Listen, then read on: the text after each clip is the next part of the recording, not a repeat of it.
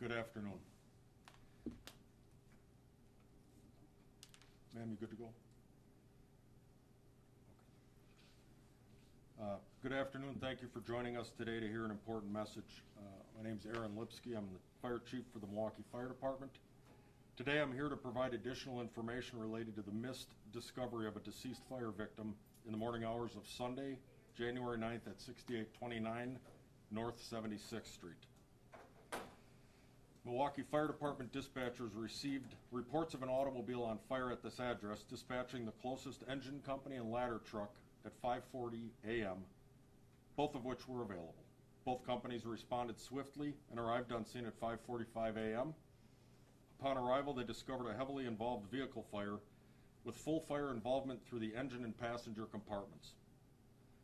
Complicating matters, the front of the burning vehicle was in direct contact with a building to which the fire was indeed spreading. MFD requested a full structure fire assignment consisting of 3 additional engine companies, an additional ladder truck, a heavy rescue company, a paramedic unit, and 3 battalion chiefs. The initial engine company immediately began to extinguish the auto fire and the exterior building fire. The ladder truck that had arrived with them immediately forced entry into the building to check for any occupants as well as to check for any interior fire spread. This fire was ultimately placed under control at 6:11 a.m.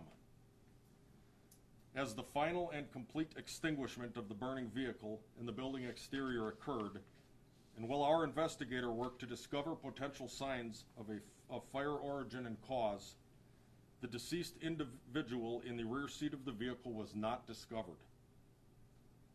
I want it to ring very clear that a search of a recently extinguished vehicle is our responsibility, and we failed to uphold that standard in this situation.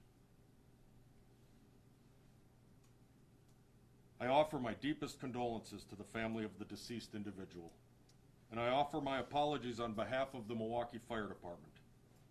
We know that the family is grieving, and we fully acknowledge that the recognition of and the affording of human dignity extends beyond life. We have a great deal of experience in and take pride in handling deceased individuals with great dignity.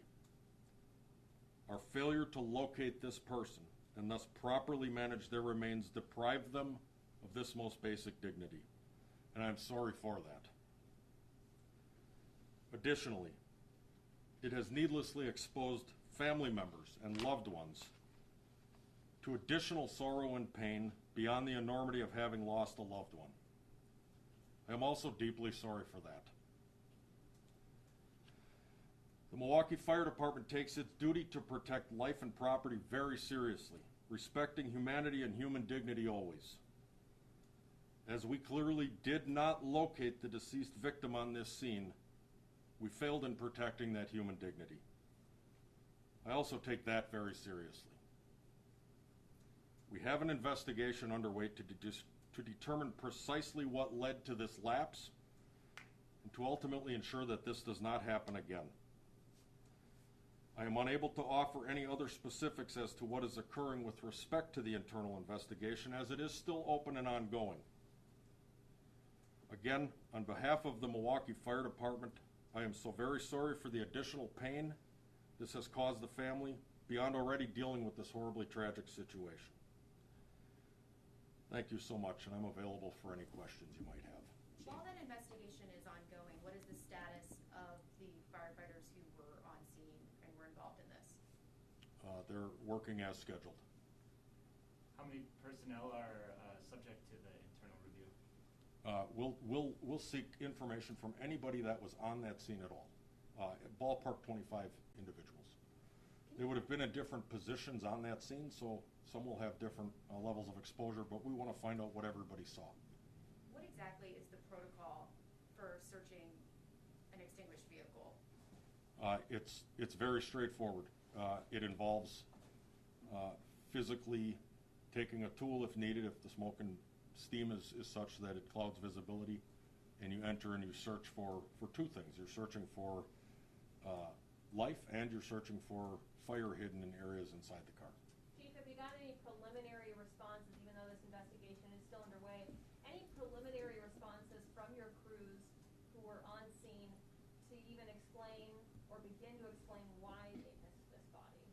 I have not. I have not. Chief, any indication that this person may have been alive at the time the car was towed away? With respect for the family and the notification to the family, I'd like to answer the question in more generic fashion and tell you that I have never in my 25 years in the fire service experienced a person survive a fully involved passenger compartment in a vehicle. Do you have any indication as to how they died? Was it in the crash, was it in the fire, or was it prior to both? I know that the ME is exploring that right now. I don't have the hard and fast on that yet. Chief, were you able to talk directly to family of the deceased? I would rather not answer that question. Has this kind of incident ever happened before in your time at Milwaukee Fire Department? We have had some instances. It typically happens with structure fires, where we have large structural failure, or we have just enormous amounts of debris, and it's not reported to us that someone is missing. It happens very seldom. Clearly, that provides no comfort whatsoever for when it has just happened right now. Could any of the people involved in this situation be facing termination? It'd be far too early for me to speak on that. I don't have the facts yet. Following up on my last question, can you recall what kind of discipline came down in those past situations? I need to make a statement here that is probably going to be uncomfortable, and that is that termination isn't where we start with discipline. Just to be clear, that's not our only option. As egregious as this is, we put any slights or missteps or errors, intentional or otherwise, we put them through a very specific process that weighs the degree of harm, it weighs the intent, it weighs other precipitating or contributing factors, such as a major structural collapse that just prevented getting into an area. There are realities around finding fire victims that, quite frankly, are unpalatable, and certainly I'm not going to discuss those finer details here. In situations like this with a vehicle, is there like a best practice, like so much time has to elapse before you begin the search? Searching of a vehicle recently extinguished. No, we like to search the spaces as soon as it is tenable for us with our protective equipment to get into those spaces. Car fire or building fire. As soon as we have enough staffing and personnel to move in on an area, we prefer to do that as rapidly as possible. With this internal investigation, what questions do you have that you want answered? I really can't answer that question. We're yet to talk with all of the people involved. I guess just knowing that this happened, I wasn't sure if there was a question that you had that you're looking for an answer for in all of this, from what you know at the moment. Well, we clearly want to know who was where and who saw what, who did what at different times throughout the scene. Chief, you said the search procedure is typically straightforward in the normal circumstance. Can you walk us through what training is like, how frequently it happens? Is there yearly training on something like this? It seems basic, but how often are staff members reminded of these procedures? We go through a company-based training which involves distance learning or webinar-type learning that compels members to review the SOGs, Standard Operating Guidelines, on such matters. Hands-on training is quite limited, just based on time and expenditure. I would tell you that, that answers your question, yes. Chief, just personally, when you got this news, just your thought, what went through your mind when you heard of what happened? I want more facts, and after what we've shared here today, it's disappointment. We don't like misses. We don't like misses, and we have to do everything we can to prevent them.